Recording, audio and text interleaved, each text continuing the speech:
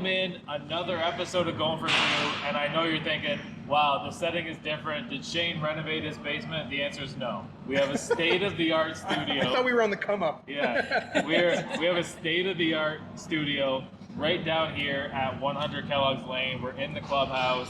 When you're down here, stop by Powerhouse, stop by the beer kitchen, stop by the clubhouse, play with the simulators, have a little bit of fun. We have a guest here. I'm going to turn it over to Chad, and Chad is going to take over with I was going to say, they even have the simulators. They can even juice, so even you can look good out there. Well, even me. I had to take a shot. It's always me usually, right? This is the guy coming from... Where were you tonight? Were you playing Slowfish tonight? Or... That's tomorrow. Okay. Holiday Mondays, yeah. But did you get to kick the field goal when we were here for the draft? I did not. I didn't. How did you do? I did quite all right. Yeah? But I was wondering if the boost would be high enough for you to be able to get the kick off the ground. I see where you're going there. Yeah. Let's see, yeah. I'll try this weekend, I think. Yeah. Hey, they might be able to boost your way off the bench and see what happens, but let's we pass have it a on. guest here. We have a real guest here. Yeah. I can listen to you guys chirp each other all day long. Just Anybody that enjoy. watches the show or just knows us in real life, this is how it goes. It's just been some time. But yeah. All right, we do have a guest here today. She's a yoga teacher here in London. Her name is Ashley. She teaches at different spots all throughout the city. So welcome, thank you for coming on. Thank you for having me. We're happy to have you, and you know what? The number one thing coming in was I want to thank you because I was lucky enough to plan Chad's bachelor party.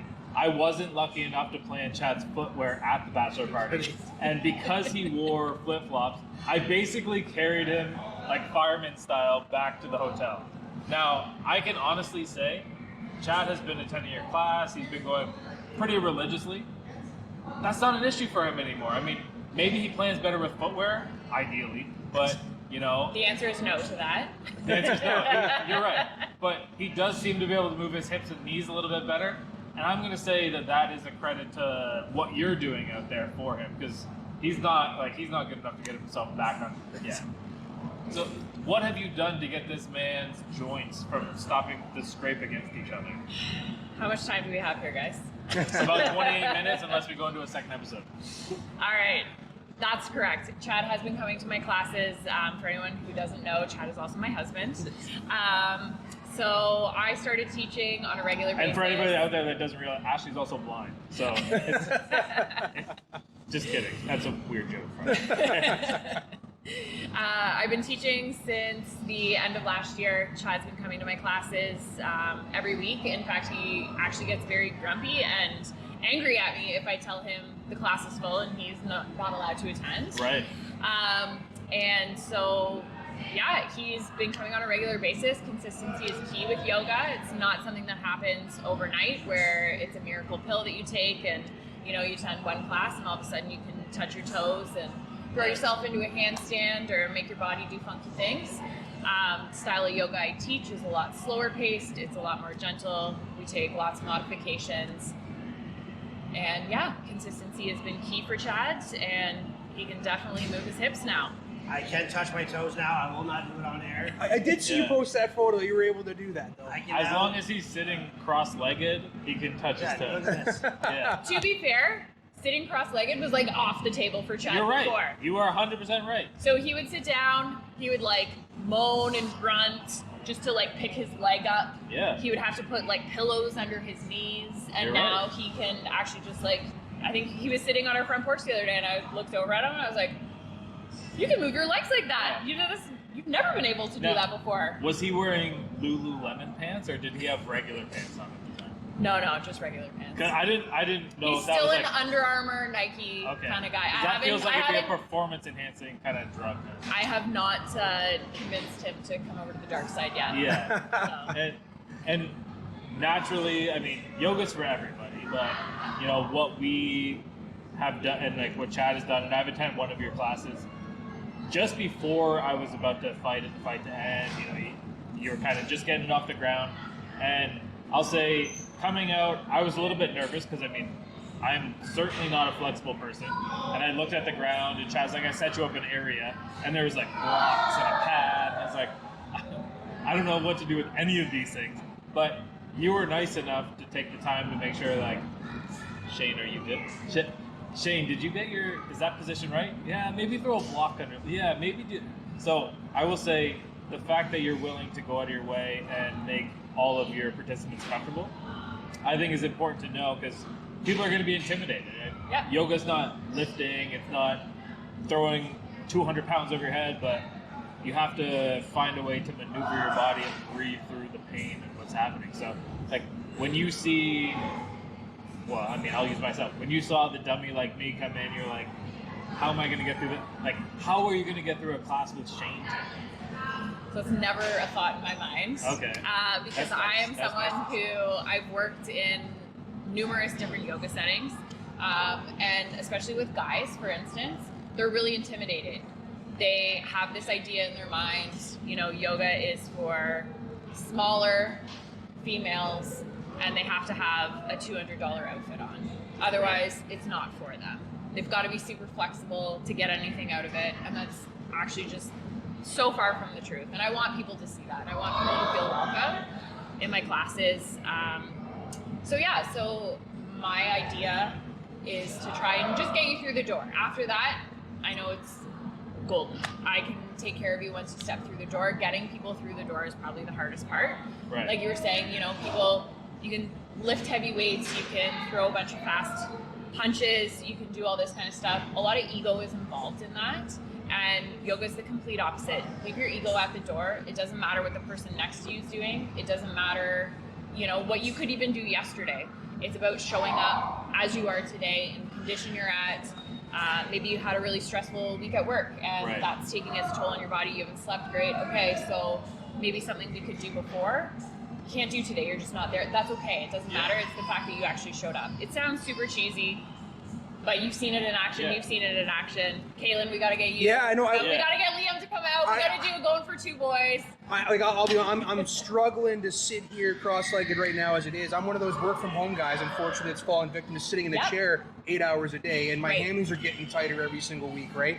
So I know definitely. Now, 10 years ago, 15 years ago, I mean, I thought the idea was California yoga, right? Like that was, Yeah, it was absolutely. a philosophy of people that were just living the lifestyle. But I've certainly learned living vicariously through athletes, because I don't do very much work myself. I'm glad you said that, not us. Yeah. You play Just the beating video. us to the Yeah, I punch. do play video games, but I've learned through my friends who are getting into working out or getting to doing the bodybuilding stuff that yoga is actually their first go-to right now, because they realize that if you're gonna lift bigger weights that you're not used to, you're likely to pull something. But if you do yoga prior to that, you're gonna like protect yourself as you're going forward, right? Yeah, absolutely. How I got into yoga is, my mom recommended I do it 20 years ago. And I went to my first couple yoga classes. I was like, this is so boring. I was a runner at the time. I wanted to move fast. I was like, we're not doing anything. This is boring. Right.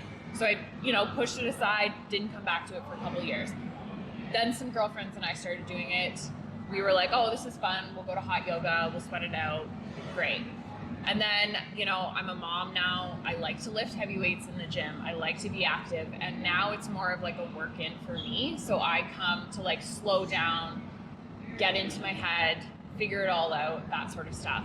So the last couple of years, obviously being with Chad, seeing, athletes as we get older and our bodies actually just need so much more recovery. Right. And I feel like recovery is really just like a hot topic right now too. Yep. Everyone's cold plunging, everyone's doing all these things to recover better and so that we can work harder.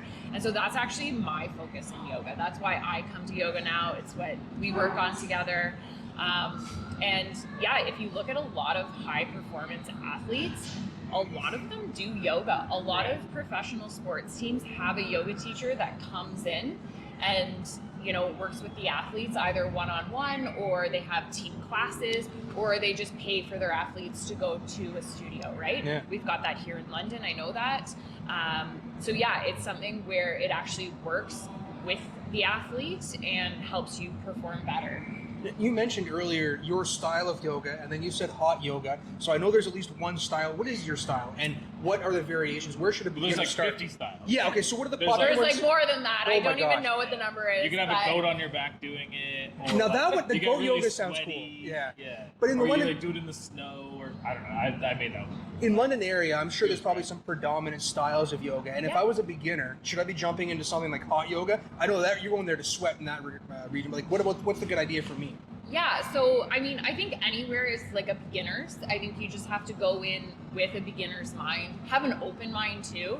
Maybe tell the teacher, hey, I'm new to this, right? So if you're walking into a class of people who have normally done yoga or they know these are all my regulars, and then, you know, here's Kaylin over here who doesn't know what a down dog is or doesn't know what child's pose is, right? He showed up in $200 Lululemon. Yeah. You gotta look the part. He no? looked the part, I but he heard doesn't that. actually know what he's doing. Yeah. So yeah, there's so many different styles. There's so many different lineages of yoga.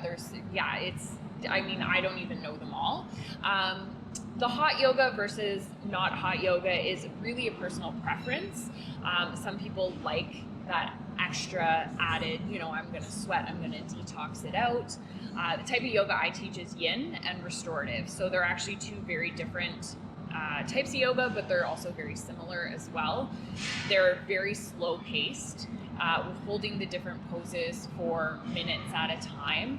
So you may only get through a handful of poses in like a 45-minute or a 1-hour class. And oftentimes people who are so used to being on the go and moving and all that kind of stuff, they're like, wow, this is really boring. But there's actually just so many benefits to it. I imagine that you're probably shaking quite a bit, like near the end, and your muscles are probably tweaked, right? But it's cathartic. Yeah. Like, I had and I had done yoga once in my life going into this, and it was Chad was on my left, and a girl that clearly knew what she was doing was on my right, and then Ashley was front and center. And every time she would say something, like, who do I look at? What am I supposed to do?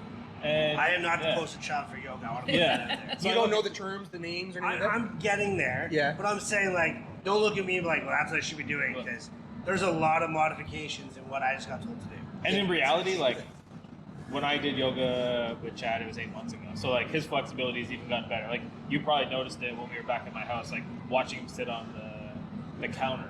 He doesn't have to adjust every 2 seconds. He He's also not like grunting and groaning as he walks anymore. Exactly. Do you like how we're talking about you, Chad, like you're not here? No, that's fine. He knows it's true though. Yeah, And I talk about it when I talk to groups of people and I say like, this is like my husband, they're like, do they know that you're like throwing them under the bus like this? And I was like, no, this is how he talks about himself and how yoga has changed him. And Like, I'm the first to admit it. Like, I started going with Ashley during the Word We Don't Talk About our show, the good old 1-9, as something to do.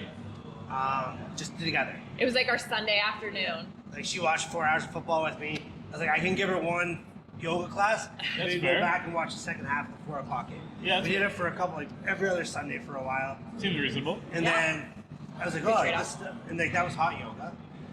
I was like, oh, this stuff's not that bad. I had no, but I will admit, I've been in numerous fight gyms, and that was probably the most intimidating setting I ever went into. Yeah. Walking to a fight gym, like, it is what it is, but you can carry your ego, can kind of help you out, as long as you're open to learn. Yeah. I walked into this place, and first off, it doesn't matter how big and strong you are and tough you are. It doesn't matter. You can't fake it. You can't. Like, There's no faking. You can't touch your toes. You can't touch your toes. Yeah. If you can't bend forward, you can't bend forward. If you can't move your leg, you can't move your leg. It's There's that simple. nowhere those extra baggy pants so we can see your knees halfway bent as you're bending down to your But feet. it's right? like you can only, your body can only move as far as your body can move. Yeah. Yeah. And that was almost like one of the most intimidating parts, because like here are all the people who I would look at as non-athletic people. Oh, No, don't but shame truthfully, yourself like that. honestly, truth. But then you see people like who are athletic and they're struggling very hard. Yeah. Right? Yeah. So then I'd say about a year ago, you decided this is what you wanted to do. Yep. And we said, hey, let's do it. She got her certifications, which we're going to talk into. But we got into like these classes, and I was like, at first I was like, well, my wife's teaching, I'm going to go. I'm going to support my wife. It got to the point where like I started noticing all the changes. Not being in pain every day was the biggest one. And it was like, we were talking about it today, it's like, I don't think I did a class once a month. Because we had like different vacations and holidays and things came up. And last week I was like, man, like, I really need to do this. And like, that's the truth. That's not me trying to sell a product. It's like, my body needs this. So like, I've been the last couple of days and I was like, and now I'm finally to see my body like opening up again and moving again. Yeah. Well, you mentioned being able to touch your toes and everything now. Aside from the hammies and the legs, and because I feel like that's lower back and legs is kind of the predominant stretch. The hips, yeah. Hips. Is that your biggest gain you think you've had? Is in your hip region, your midsection? Hip to hamstring. Yeah. Hands down, the biggest one. Like as like you guys know, this really never. I had spinal surgery about 12 years ago now. Yeah. I'm actually fused. So like she'll take it. Okay, we have to do this one move. Well, I've stopped here. Like I feel great, but like the body's only going to here. We're not going any further That than part can't change. But as far as like the hips and the hamstrings, they've like loosened right up. I can do things I couldn't do before, and I never knew the difference was. It was the consistency. Like it sounds so funny. Your teachers and coaches always say like consistency, keep showing up, keep showing up. But you're like, yeah, whatever. Like, they're right. Mm-hmm. It made it took us 40 years old to learn that, but Yeah. it made them the biggest difference. And the style of teaching that you take, the yin style, is super welcoming because, like, there could be a class with a bunch of old ladies and me, but like at the end of the day, I feel comfortable. So I'm not being And intimidated. only one of them needs a hip replacement. Yeah, absolutely. And like you said, you're teaching in yoga, that's what you teach. And like there is different places you can take these things. Like you went away for training. Like want to tell these guys where you went? Yeah, so in the realm of yoga and yoga teacher training, most people start off with like a 200-hour or a 300-hour teacher training course, and so I did that years and years ago, and just everything that was happening in my life at the time, I was really intimidated to get into it and to start. So I never taught. I think I taught like 1 or 2 classes, and then I was like, I just couldn't get over the nerves. It's super overwhelming. It's really intimidating for me as a teacher to get up in a room of 60 people and instruct them, and to literally talk 60 for an different hour. bodies that you have. Yeah, absolutely. And so I didn't do anything with it. But every time I went to a class and every time I stepped onto my mat, I was like, God, that should be me at the top. That should be me at the front of the room. That should be me at the front of the room. And so you and I talked about it, and so I found this training, and I really wanted to go into this style of training. I want to get into more like meditation because, again, in being in like the sports realm and being in the athletic realm, the mind is like your absolute biggest competitor, right? And so again, a lot of people do yoga and meditation, a lot of like high performance athletes, because they know that this is their biggest roadblock. They know they can train their bodies and someone can tell them how to train their bodies, they can eat whatever, but if they're not right up here, that's going to hinder them, right? So that was the one thing I really wanted to get into this style. I really wanted to like further my studies in it. So I actually went out to Tofino out in British Columbia and took a 50-hour training for this back in the fall. And it was I think I was gone for like 8 days or something like that in total. And then I came back and I was like, let's hit the ground running. Like, this is what I want to do. This is where I want to go. Yeah, I haven't really looked back since. I was just like, I don't care if there's one person in my class today, or, you know, if I had 10 people and then everyone cancels the morning out, I'm like, whatever, I'm going to show up and I'm going to teach. And now, is there, when you talk, I'm almost kind of picturing your style of yoga, because you mentioned it's very slow pace and everything. Yeah. Is it basically you're trying to fall into that meditative state in your style of yoga? Or is there a yoga where you are, hey, you're going to be here for 2 hours because 40, that's going to be you guys meditating, right? So we don't really do meditation in yin. That's what I teach, like I would say probably 95% of the time. Restorative yoga, you're using like a ton of props. That's mostly getting your body back to like homeostasis, and it's really good for like healing and stuff like that. Yin is like you're stressing the tissues in your body and working into like your fascia and your connective tissue and all that kind of stuff. I mean, it can become meditative, but you're also, I don't want to say battling your mind the whole time, but you're really working with your mind. So we're not leaving the floor, really, except for like maybe 1 or 2 poses, and even then you're just like in a low lunge on the ground, right? But it can become, like Shane was saying, like, you know, what would you say, maybe like the first half of the class, you were like, I don't know if I'm doing this right, I don't know. But then you hit this point where you're like, I can finally let go. Right. It's like, Ash just told me to breathe about 11 times. Like, maybe I should listen. Like, it seems logical. Like, but realistically, it's like any other sport that you're in. If you're not breathing through what you're doing, that means you're holding your breath, or you're doing something that is hindering your performance. So find a way to relax, find a way to breathe, like, you know, center yourself and just, and then once you do that, then you can kind of understand what's happening. Doesn't mean you can do the movements quite yet, but And I mean, you alluded to that, but as long as you can start breathing through the process and figuring out what the next step is supposed to be, then things will like slow down for you. They'll be a little bit more relaxing. The heart rate will slow down. Just like it's like anything. Well, you mentioned fascia, so like when I think fascia, I'm thinking this is deep tissue stuff. So Yeah. so you're feeling it deep in your yin classes then, right? Oh yeah, absolutely. So you're actually, I talk a lot about like you're not engaging your muscles, you're not strengthening your muscles. It's the total other side of it. So you've got fascia. It's like, you know, if you cut an orange open, the white pith, where it like separates everything, but it also connects everything. Is that what it's called? Yeah. I don't know if I knew just that. learned something new. Yeah, I don't know if I knew that. I just call it the fuzzy white stuff. Yeah, so whatever you want to call it, but it separates everything, but it also connects everything, right? And it's literally in every part of your body. So that's what we're targeting the joints, connective tissue, the fascia, all that kind of stuff. As we get older, that stuff starts to get a little bit tighter. It starts to dry up a little bit. Practicing yoga helps to keep it nice and juicy, helps to hydrate it, you know? Don't be a dry orange, Caitlin. Get yourself the yoga's by us. Now, we've talked a few times about Chad's progress he's had. Is he your biggest story here, or you have somebody else that you can think? You don't have to drop names, of course, but somebody's come in that over the year they've been with you, 8 months, they've been however long they've been with you, that you've seen some serious progress in that, and you can kind of brag about it a little bit. Yeah, I mean, it's easy for Chad because I see him every day. Yeah. So like to see what he is like in his everyday life, and then to see him show up consistently. Yes, he is definitely my biggest story, I think. But it's also great because I meet people all the time who, I had a group recently where they signed up for a session, they were with me for X amount of months. And I think when they signed up for the class, they kind of didn't, they were just like, yeah, Tuesday nights, that looks great. And then they had no idea what they were signing up for. And so when they showed up on the first night and I explained to them what we were doing, they were like, sorry, what? What are we doing? We're laying on the floor.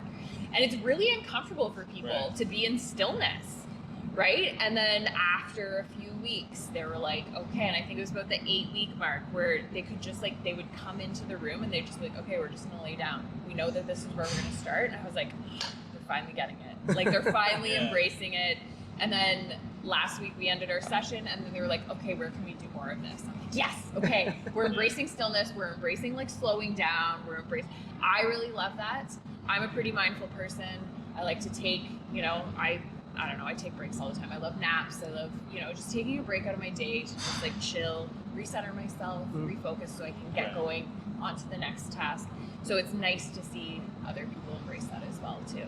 But I've definitely seen lots of other improvements as well. Some people, I had a woman last week actually, one of my last classes, and she was like, I've never been able to put my knee in this position. You know, and that's she's awesome. like a 70-year-old woman. So. Well, I was thinking that the senior citizens you have in your class, I didn't even know that they were there, but that would probably be the ones that I would see the progress. Well, because he mentioned it, but the progress that you would see, and knowing that these people, like, you know, they could have an issue going up and down the stairs right now, living at home by themselves, and suddenly they've come to you a few times, and that doesn't seem like a hard task anymore to do, right? Yep, exactly. Yeah, we see it, and I mean, yoga. It sounds so cheesy, but it is for everybody, like of all ages, and everyone can take something totally different from it. There's so many benefits to it. Like I could just sit here and I could be like, yep, it's great for this, it's great for this. You may just come for the physical aspect of it because you want to move your body in different ways, you know? You may come for the meditative aspect of it because you just want an hour to just slow down and, you know, not have so much sensory input. So, learn how to breathe again. Well, yeah, like, literally, nice it's so part, important. The breath is so important, and I feel like I talk about it until I'm blue in the face. And like you said, it's like, okay, she's said it 15 times already. Maybe I should like listen to her and okay, just focus on my inhale, just focus on my exhale. Yeah, exactly. Yeah, and then you know, let the rest of it take care of itself. And you know, the nice part is, you know, like no matter what sport or what walk of life is coming in, you really don't need to adjust what you want to teach them. Like everybody needs to adjust maybe the movement that they can do, but whether you're a golfer, a football player, or just somebody that's having trouble getting up and down the stairs, find a way to like do the movements, put the block in the right spot, get the pillow where it's supposed to be, you know, maybe pay attention to the teacher because the two people beside you know way more about it than you do. And that's why I was like, what am I supposed to do here? But yeah, like that's what I enjoyed about it was once I got into it, it felt way less overwhelming and way more inclusive to what needs to happen. And I think for a lot of athletes out there that are thinking about doing it, it's the time to do it. It's time to try it. Whether you want to get into yin yoga with Ashley, which we highly recommend, or if you want to do another type of yoga, I mean, Ashley can definitely point you in the right direction if there's some, depending on like what the result you want out of it, right? Yeah, totally. Yeah. And it's not something you have to do like 5 days a week all of a sudden. It's like, oh, I want to incorporate this. You do it once a week. That's great. If you only have 30 minutes one day, perfect. That's, you know what I mean? You got to start somewhere. Again, like Chad said, you have to be consistent with it. Your muscles start to adapt. So if you've never stepped foot into a gym, you start picking up weights, you're probably going to see a little baby bicep poke through in a couple weeks, right? Right. Your connective tissue and like your hips opening up might take a little bit longer. You got to stick with it, but hopefully you see other benefits before you see some of those bigger long-term benefits as well. Right. But yeah, it's not something you need to do every single day. It's not something you have to do for 2 hours a day. Just starting somewhere and starting small, and yeah. We got about a minute 30 left. Obviously, everybody out there who wants to get in touch with us, you can reach out to us. We can point you in the right direction if that's something you're kind of interested in. Outside of that, where can everybody find you? Is the best way to put it, like maybe where you teach so everybody knows. Yeah, so I teach all around London. You can find me on Instagram at @TheRealAshleyStewart. Sounds cheesy, but there is a link in my bio where you can book classes with me. She's the real one. Yes. Don't look at the fake ones. So I rent a studio in Wortley Village here in London, and I teach a couple times a week there. I'm also, you can hire me for private one-on-one classes or just group classes. I do go into schools every once in a while and talk to the kids about yoga. That's cool. As well. Well, those kids that yeah. like you can't work out when you're told not to work out when you're a kid lifting weights and stuff. But yoga is at least something you can do to be active and kind of get into that idea of what's next. I go from here to the gym eventually, right? Yeah, absolutely. And like for kids too, like I went in and taught my daughter's class. They're in grade 5, and it's more about mindfulness and being still, because we all know that like 10-year-olds are not That still, doesn't happen, yeah. right? They've got all this energy, but learning to teach them how to refocus their energy and where Right. it's going. And also I think the biggest thing for young people, especially teenagers too, is learning about their body and how to move it through space. Like you can literally say like, okay, Right. raise your right hand, and they'll all raise their left hand. Like, Yeah. okay, raise the other right hand, right? Yeah. So it's called proprioception. Just learning how your body moves through space. Like for young athletes too, that's massive. Sure. Yeah. Yeah. No, absolutely. And you know what? We appreciate you taking the time. You know, this is obviously a big deal. This is something we've been trying to do for a while. So we're glad you could come out. We're glad that we can spread the word about yin yoga. And I don't, you know, we'll see if we can get this big guy out there. But no, we're definitely looking forward Loose to on the term big, right? Yeah. We're looking forward to the next time we can get out there. And we, like I said, we appreciate you taking the time. And for everybody out there, we will see everybody next week. Thanks, guys.